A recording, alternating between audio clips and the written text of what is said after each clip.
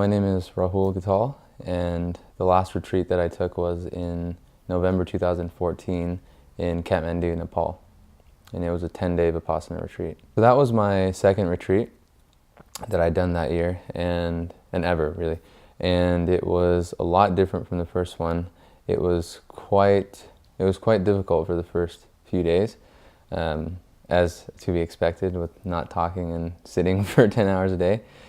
And I was at a time when I was traveling, and there was a lot going through my mind at the time. And so it was very trying. It was very much an up and down. There was days when I couldn't focus at all. There was days that so much was coming up, so many memories, so many emotions, that sitting through the practice was definitely work.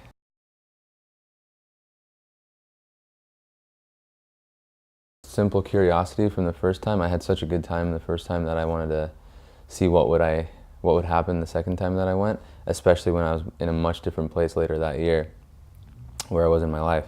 And secondly, just I wanted to clear up a lot of the stuff that was running through my mind and kind of get clear on what my intention was while I was traveling. So perhaps more like, having more of an intentional life while I was on the road.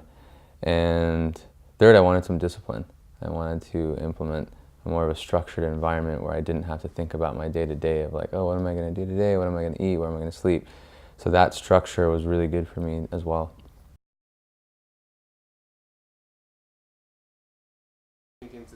Right, so this time around in January, a couple months ago, I had just come back from traveling after a year and a half. And I really wanted to sit and help. Another reason for the sitting also is to help me digest.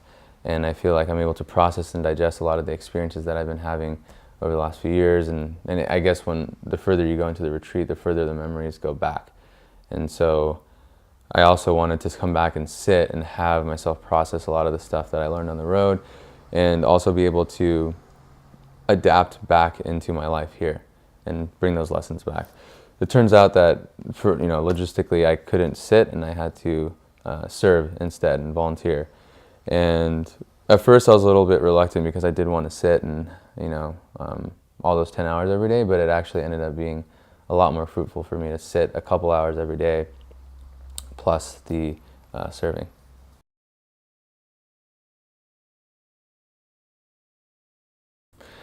So what ended up happening is that I realized I had digested a lot as I traveled, and I didn't need to come back and sit and digest everything because I had traveled for a long, slow period of time that I had taken. It was a very contemplative travel, is what, if I want to bill it that way. But it wasn't like I was out all the time or anything. I spent a lot of time by myself, or reading, or meditating, and just thinking about my life. And so I felt like I had slowly integrated into my being a lot of the stuff I was learning out there.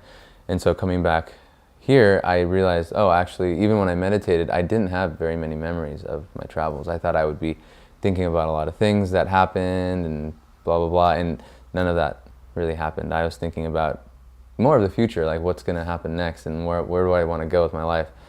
So it wasn't what I expected at all. And actually, the serving proved to be more perfect. It was just perfect for where I was, when I was coming back. I wanted to take more action. I wanted to work on more projects. And so the serving allowed me to have this balance of like sitting, like the non-doing, as you would say, and then the doing with like that more like physical focused action, and mixing those two, and how do you blend the contemplative with the action-based life.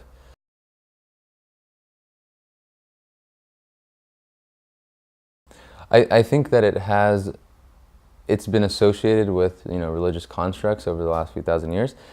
For me personally, there's no dogma around it. So like when I think of like religion now, I think of dogmatic stuff that Western society at least has rejected over the last few hundred years, more and more.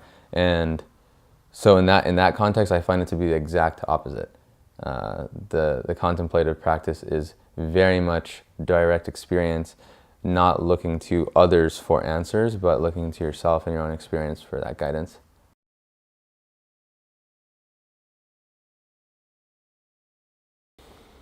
So I think the community, I mean, I guess in Buddhism they call it Sangha, but that community is very important. It's very key. When I was on the road, for example, I went to a couple centers where I could see that my own individual practice was very much heightened by being around that community of people that are maybe not in a sense they're like not literally directly supporting you all the time, they're not talking to you all the time or anything like that, but just being around that kind of environment where you know people are also interested in the same things that you're interested in, that they don't find it odd that you want to sit, you know, with your eyes closed for 3 hours or something. And so that community is very helpful in building up that sense of confidence, that sense of like, oh, I belong to something as well. So, and I've done both. I've done, you know, being in communities where that's very much the norm, and then being outside of that in like cities and whatnot where maybe I haven't found that yet. I haven't found that community, and I'm just practicing on my own. And it can be more difficult. It can definitely be more difficult because of what I just said before, where you don't have like this common intention and goal that you're all, or interest that you're all, you know, involved in.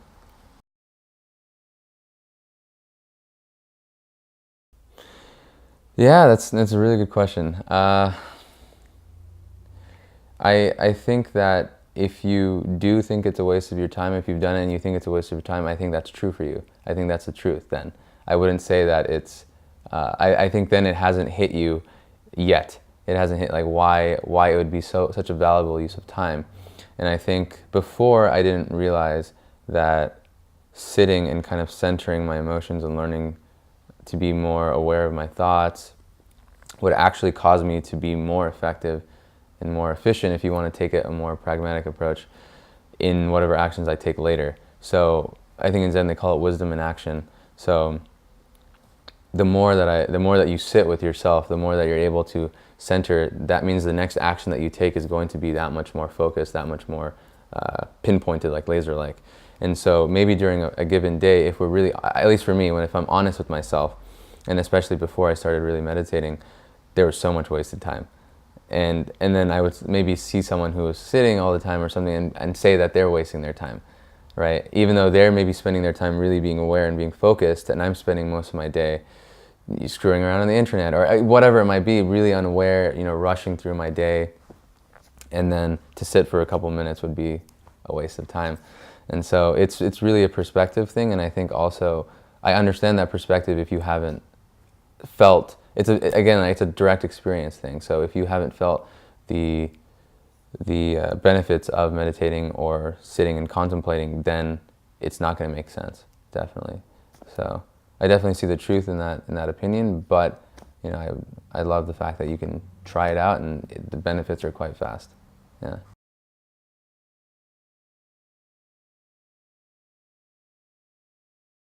Not to get into it too much about like capitalism and stuff like that, but like with the capitalist mentality, there is this like, there needs to be production, right? And there needs to be produced value in maybe a tangible physical quality.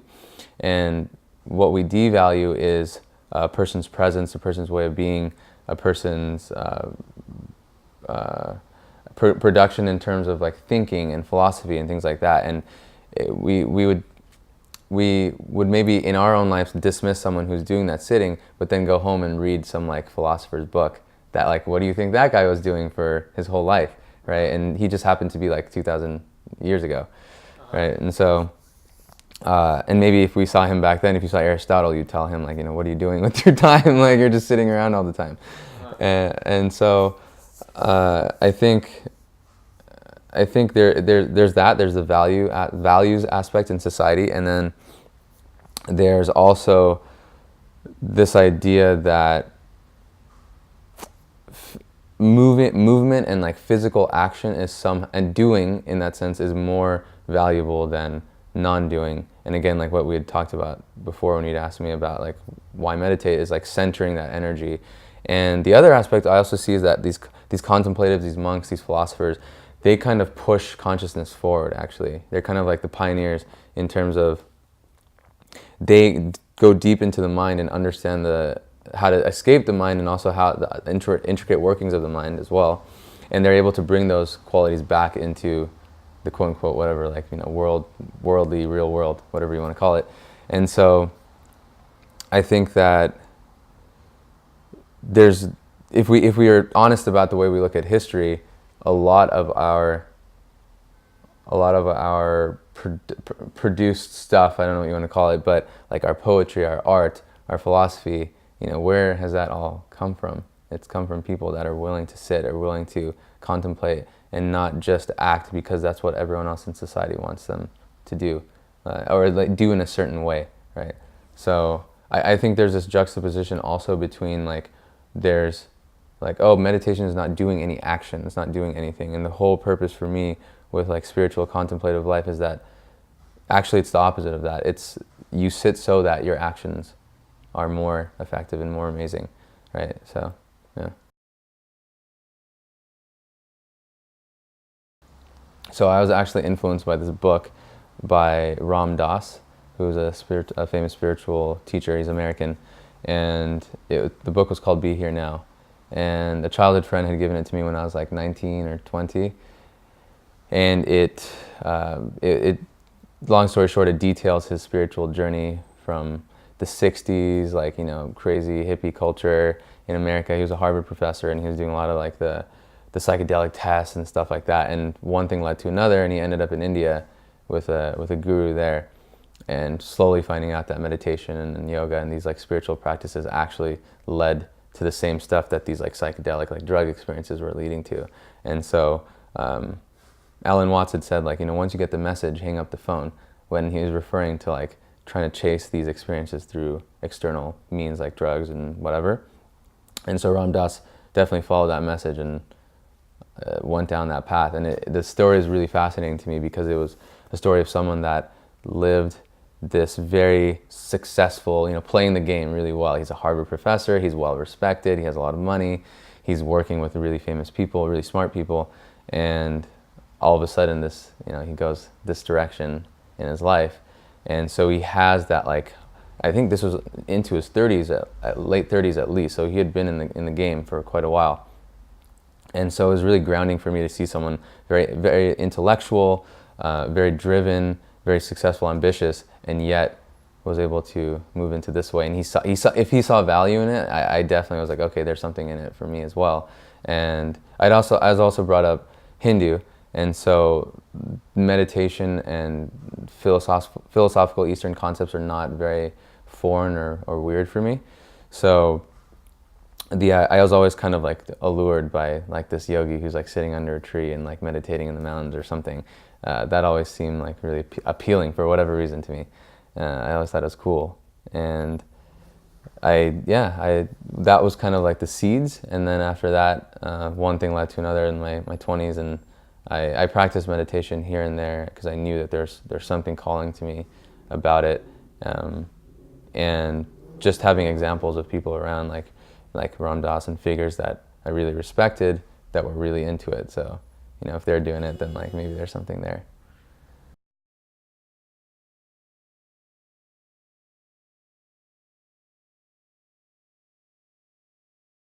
Yeah, so the interesting thing is that the money actually wasn't a factor. That wasn't, the fact that it was free wasn't really a pull for me. I just knew I wanted to do something where it was a lengthy period of time, it was silent, and it was heavily meditation. So it wasn't so much about the money, definitely. I don't know I can't say now looking back really if money would have affected it. I'm sure it would have. If it was $1,000, I'd probably would be I'm not sure. That's $100 a day. So it's really hard to say now looking back, seeing the effect that it had on my life. That very first one, I would have paid easily.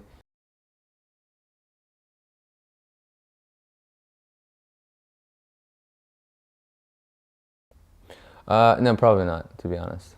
No, I would go to be around the community of really, I know there's really smart, thoughtful people there.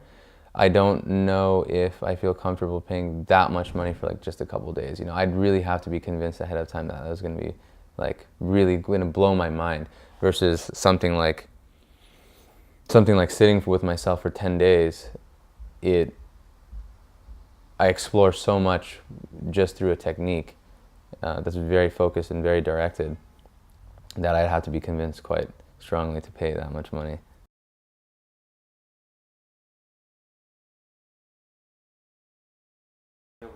I think I think that speaks for itself, right? If it's still able to run through volunteers and donation, that says a lot about how impactful the meditation actually is. No one told me that I should serve, and no one told me that I should donate. They said whatever you're able to provide is what you can provide. Don't feel compelled at all. If you can't give anything, don't give anything, material. So after the 10 days, I just felt compelled. And then, 2 years after I'd done that first one, I felt compelled to go volunteer. So I think it speaks for itself in that regard.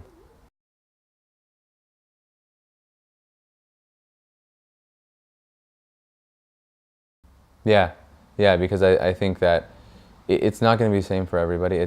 And they're very clear in this specific Vipassana retreat, right, that the work that you put in each day and each hour, each minute is going to compound and affect how you feel and what you get out of it on that last day.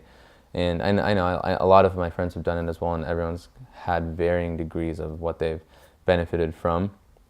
I think there's a lot of work that happens unconsciously and subconsciously as well that we may not know until years later when we're like, oh, I think that time I went to that one retreat really set the tone for the years to come.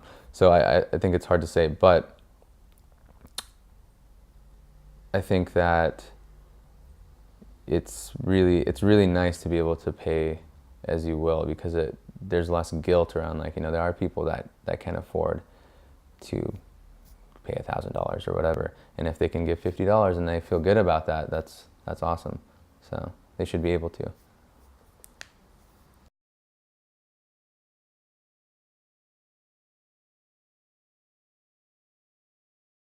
Yeah, that's very interesting because I had a very hard time with it the first time around. The rules really hit my ego. I really didn't want to listen to them in a lot of ways. Some of them I thought were ridiculous, they were stupid, that's what was going on in my mind. And as I went along and I started, and afterwards I read a lot of stuff around contemplative life and monkhood and whatnot, and it started dawning on me that the disciplines are actually there to foster and help you with the practice. And so, for example, not talking or not physically touching in any way actually helps your mind stay more focused on what's going on inside the body, rather than you have some conversation and you're talking, and now all of a sudden when you go sit down, you're thinking about this conversation, and it might derail you. And maybe if you're very practiced meditator, you're able to use that conversation to kind of channel whatever your thoughts and feelings come up. But I think as someone who's starting out, it's a lot to already deal with just sitting and being with yourself. That's more than enough to ask of somebody. And so the discipline is really, I felt, is there as these kind of like guardrails to keep the flow moving in a certain direction. And I think that there's actually a lot of freedom in the discipline, in the sense that it makes you feel very empowered to say, you know what, I'm choosing to follow these set of practices and these set of rules for this period of time, and to test out and to see how that feels. And I think for our society and our generation, we feel that any kind of imposed restrictions is somehow a bad thing. But I think when you consciously choose, I'm going to put myself in this environment, and this is the box around it, and this is the container, it can be very beneficial. And I think that even in our day-to-day life, there isn't a forced discipline, at least in America, here in Western society, but there is very much a subculture, right? There's the cultures that you follow, there's norms that you follow, and a lot of them are not conscious. So you're following rules whether you like it or not. I think it's a matter of okay, I'm consciously choosing to put myself in this environment. So I met an 18-year-old at the last one I went to. So, and he was a fascinating kid. I was really impressed. I think it's for anybody, any age. I think the age isn't so much as a factor as much as if it's calling to you at that point in your life, then it's very, I think it's something to be taken into account, right? If you're feeling called to go sit with yourself by, not talking to anyone for a long period of time, it's kind of an odd thing to be suddenly feeling interested in. And I think it's important to go off that intuition, which is exactly what I did. It was very strange, so I went with it.